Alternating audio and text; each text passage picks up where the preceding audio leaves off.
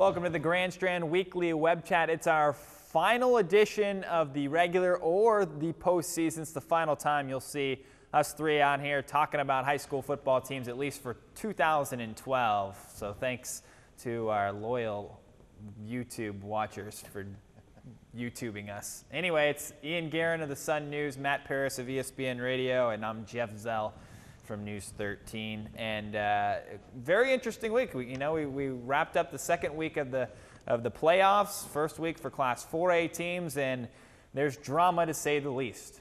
Yeah, just a little bit. We haven't had anybody eliminated from the playoffs in a couple hours, so let's see what happens here. Matt? It's getting crazy out there, man. It's kind of cold, isn't it? It is a little chilly. It started at 70 degrees. No, we're talking about the playoffs. Yep.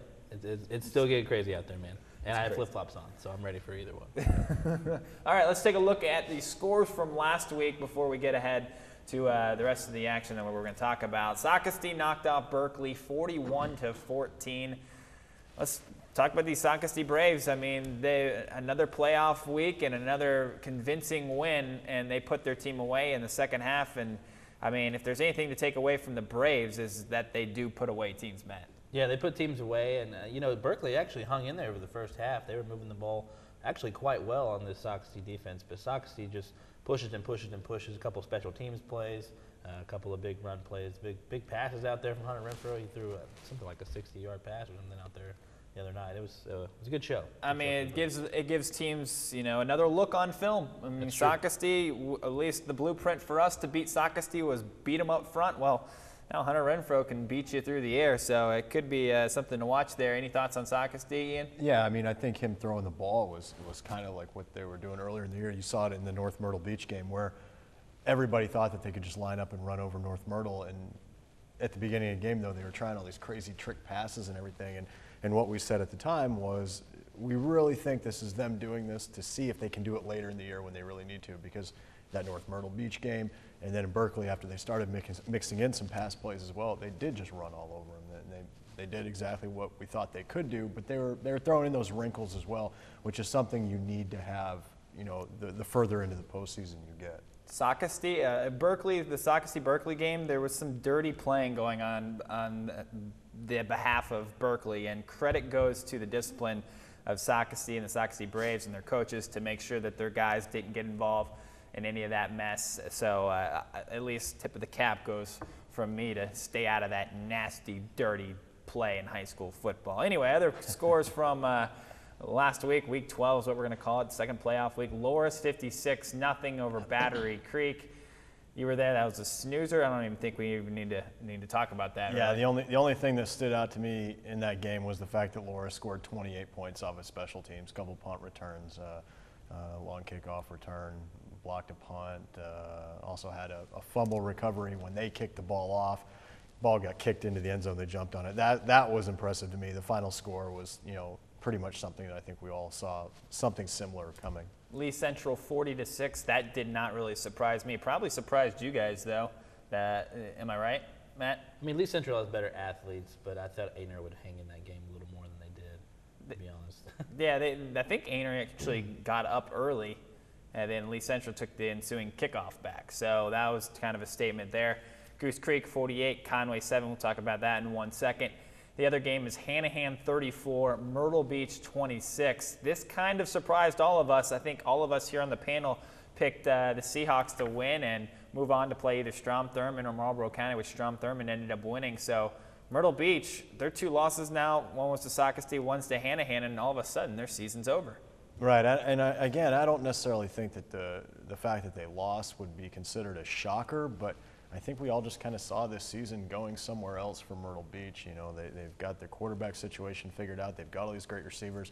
They've got two, and three, if Chocolate Wilson is included, best defensive players on the Grand Strand. But, they only last 2 weeks in the playoff, and I think looking at it long term, obviously it's a disappointment for Myrtle Beach, but it's also not something that I think a lot of us saw happening. Yeah, ho-hum, 10-2 season for Myrtle Beach and Mickey Wilson, and we're calling it kind of a disappointment. That's the standard that's been set over there at Myrtle Beach. And I think he would be the first person to say that too, that it is a disappointment. I mean, the regular season stuff is fine and good, but this is a team that is built every year for playoff success, and the fact that they didn't get any, this year, I think it's something that is going to add fuel to that fire, because now he's got that emotion tied in with the fact that he's losing a ton of seniors. Yeah, Matt, here's a question. If Myrtle Beach goes up 14-0 on Socastee, remember that game where they were driving down the field, already up 7-0, they throw the pick, kid runs it all the way back, tied at 7, momentum changed.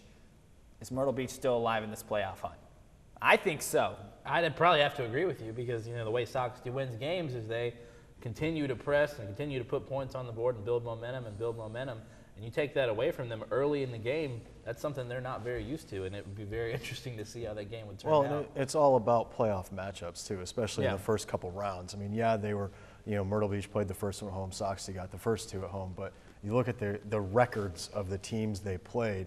Myrtle Beach played 7-3 Manning and then 10-1 Hanahan.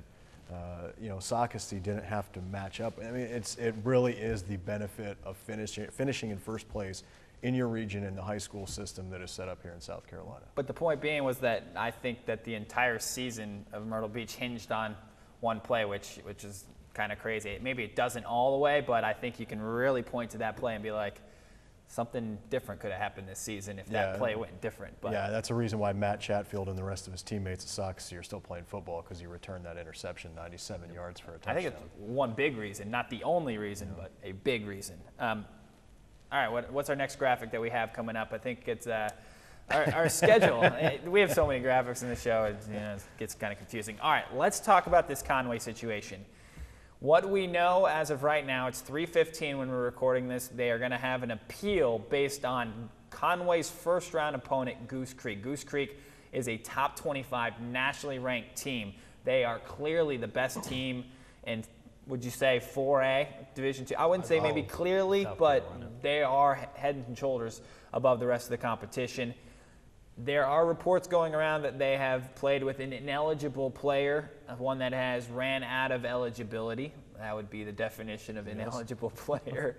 And so this puts a kind of an uncertain atmosphere around the 4A playoffs. Right now, Conway's been called and told, get ready for Bluffton. You're going to Bluffton. You guys actually beat Goose Creek because they're eliminating Conway. Matt, what do you make of this whole situation? I've never really seen any part of it. I know it's happened before, but I've never seen it happen to one of our local teams. I mean, Ian and I were talking a little bit before we started here that, there are 3 teams involved in all this. And in my opinion, Bluffton's kind of getting a raw deal here. I mean, they get called halfway through the week, hey, you guys might be getting ready for the wrong team. You need to check the other side of the line of scrimmage over there on that tape you're looking at and check out Conway. And then, it's crazy. A team of the caliber of Goose Creek and with the coaching of Goose Creek, this is something that should be avoided. It's not difficult to self-report and avoid these kind of things. So, hey, kudos goes to Goose Creek for reporting themselves, because that's what reportedly has happened, is that the principal was checking eligibility for the basketball season, and this red flag came up. I don't know why it didn't come up earlier. What can you tell us, if you can tell us anything, Ian? I think that he's on deep background over here. Yeah. He's like a reporter here in the Republican or Democratic election, and you're not allowed to reveal which side you're on. You're turning red. What's going on? It was bound to happen at some point. It's a little special treat for those of you who've been watching all year. The deal with Goose Creek right now, they used an ineligible player. That's all been confirmed by the high school league. The amount of time that this player was suited up and dressed out for games, even though he may or may not have played, is what is in dispute. The background behind why he was on the team to begin with is in dispute. It's already been released from the Berkeley School District that it was an inter-county district transfer. Some of these rumors going around about where the kid came from, they can all be put to rest. It was already released. That said, the high school league has said for numerous years that these are the rules, these are the ones we're playing by, and this is what we're going to do.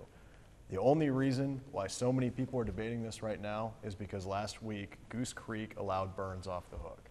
They've already come out and said exactly why they did it. It was a junior varsity player who did not affect anything that happened with the varsity program at Burns. The problem is all those passionate fans down at Goose Creek who are cheering on what I believe to be easily the best team in the state of South Carolina are now being told your team's probably done because your coach tried to do something nice for somebody else. You know, that's what I'm going to leave it at right now. What do you think should happen? In my opinion, I think that if this is for, let's just say there is sentimental reasons to allow this player to play and it's kind of an inspiration, I'm not sure if that is actually the case, but if that is the case, then I think maybe they should let a pass for Goose Creek. And it's sad to say this, but you know, because it means eliminating one of our local teams. But if it was all in good nature, I think Goose Creek should be. And if they didn't intentionally break the rule, and it's for this exact reason, I think Goose Creek should be back in. My opinion on it, you know, with everybody that I've talked to about this whole mess and the fact that it affects Bluffton and Conway indirectly, Goose Creek very, very directly, and all these Division I kids that they have on that roster. My opinion was swayed very heavily yesterday with a couple of the conversations I had, and one of them being the one I had with Chuck Jordan where he said, we don't deserve to be in this thing, because he knew the situation, he knows what happened down there, and he said, you know, we got beat fair and square. We got beat by 40 points. Our season should have been done. Now that said, if the high school league does decide to put Conway back in this thing, then he's going to use that as a teaching tool and go to his kids and say, you know, this is another example of you compete until the final whistle, until the game is over. You know, it's a good teaching tool all the way around. Hopefully, you know, everybody here errs on the side of caution. Don't believe everything you see and you hear, because as I said yesterday, it's only going to get you in trouble and it's going to get you fired up about something that's really not worth it. I think it's the only thing I'll say is I think it's a dangerous precedent to start making exceptions for rules based on emotions.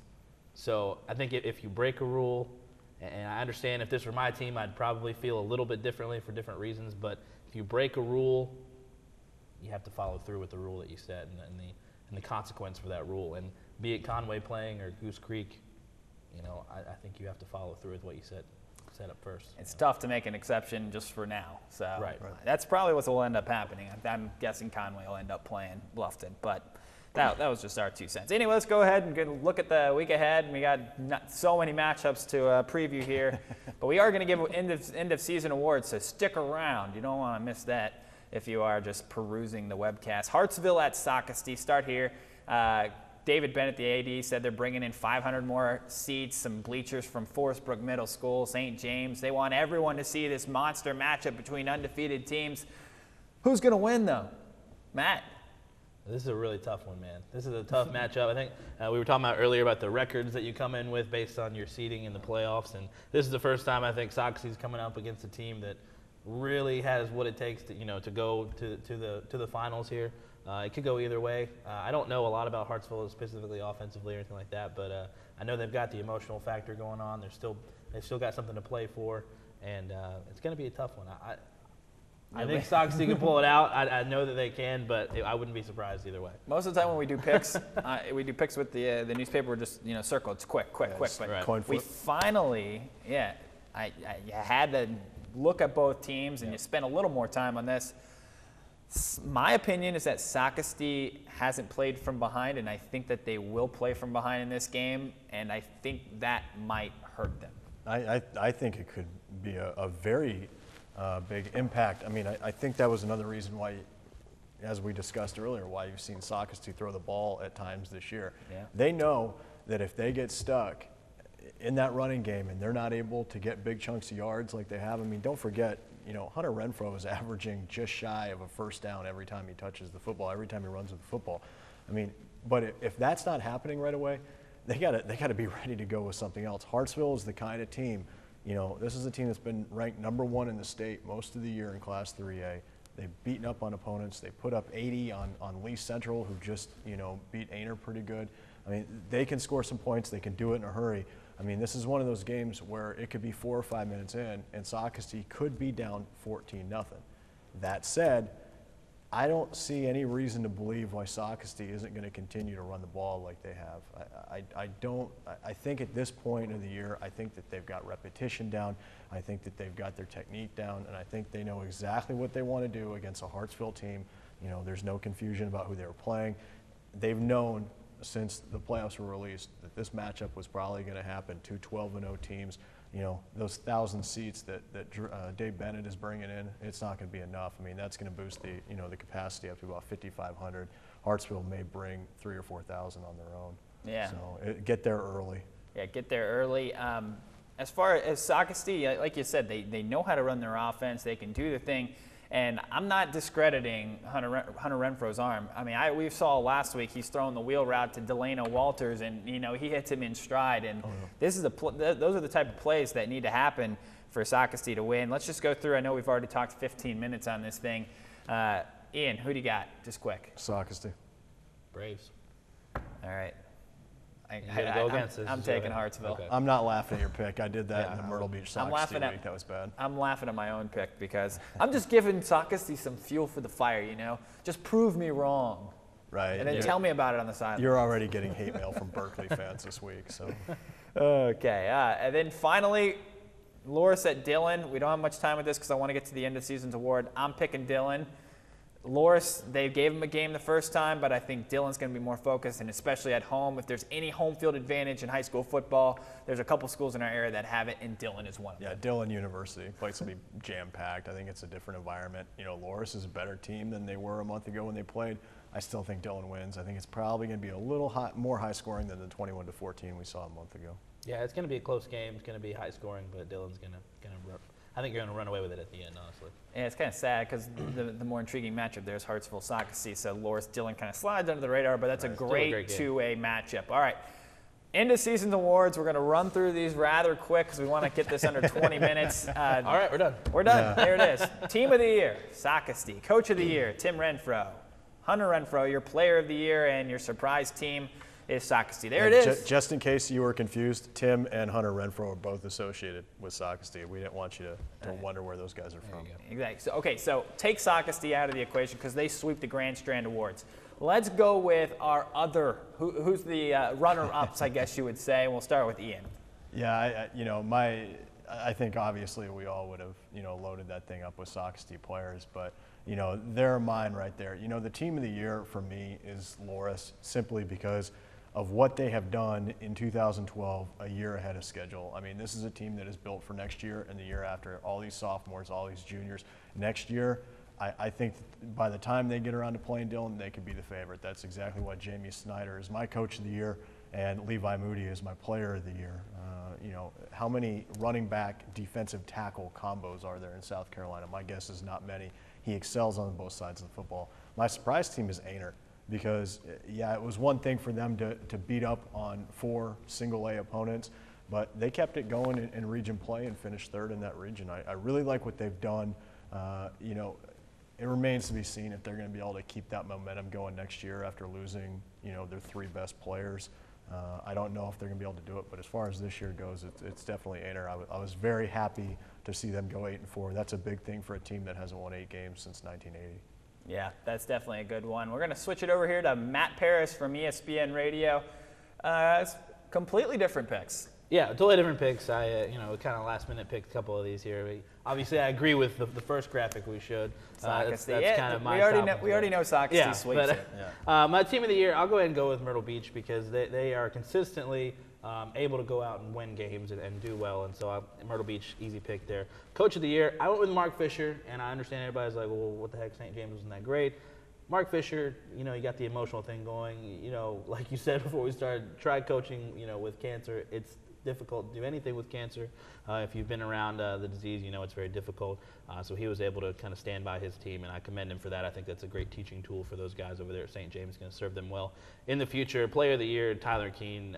He's throwing the ball all over the place. Coming back from injury, over like 2,700 yards, something like that. Like 8 touchdowns in one game, and just ridiculous numbers he's throwing up. Surprise team, North Myrtle. Obviously last couple of years, they haven't won many games. They're a surprise team for kind of 2 reasons. They came out and won a lot of games to begin with in non-region play. and everybody was thinking they're going to go on and be able to make a run toward the playoffs, and they weren't quite able to do it. But to come back from that kind of record from the last couple of years, they're my surprise team there, Chiefs. All right, there it is. And then my picks for postseason awards, changing it up. Team of the year, Carver's Bay. Of course, they went 9-1 in the regular season. We know what happened in the playoffs. They lost, but in that regular season, they beat a pair of 3A teams and earned their #1 seed. So Carver's Bay, I think they deserve the regular season, I guess, postseason award for Team of the Year. Coach of the Year, I agree with you. I'm kind of riding the emotional thing. Mark Fisher, you know, he's teaching life lessons to those guys, those Sharks over there. So, you know, I just think that Mark Fisher should be the guy for Coach of the Year, aside from all the on-field success that, of course, we've already claimed that Sacastee's Renfro is going to be the Coach and Player of the Year. Player of the Year, I'm going with Levi Moody over at Loris. His stats were off the charts, and I guess he's a guy that I really didn't hear much about last year. Maybe he wasn't even on varsity last year, but you know, he scored a ton of touchdowns, and you know, Loris obviously still alive in the playoffs. Surprise team, I went with Ainer as well. I kind of wanted to go with Carolina Forest here, but I was going to do that because then I thought I'd be mean by doing it. Yeah. Now I'm going to be mean by doing it. Just saying it anyway. Yeah, surprised because I was surprised they, you know, didn't do better. Then I'm surprised they beat Conway at the end. So in all essence, that is the quote-unquote surprise team. But Ainer had a great year, even though they played a lot of Class A competition to start with. Then they backed it up with a couple of 3 wins, I believe, in 2A Region 8, is that? So Ainer, you're my surprise team officially. There I am. All right, no, this is it. This is it for the Grand Strand Weekly Web Chat. That's it for the Grand Strand Weekly Web Chat. You know, we've did 12 or 13 weeks. I think we did 13 episodes of this. And hopefully you guys at home have enjoyed it. I've enjoyed it. You guys enjoy it? Absolutely. Yeah, been a great time. Miss you guys. We'll go hug it out off stage. Yeah. Sorry, guys. Yeah, and thanks, you know, again, thanks for watching, and hopefully this gets more than 50 views. We'll see you next year.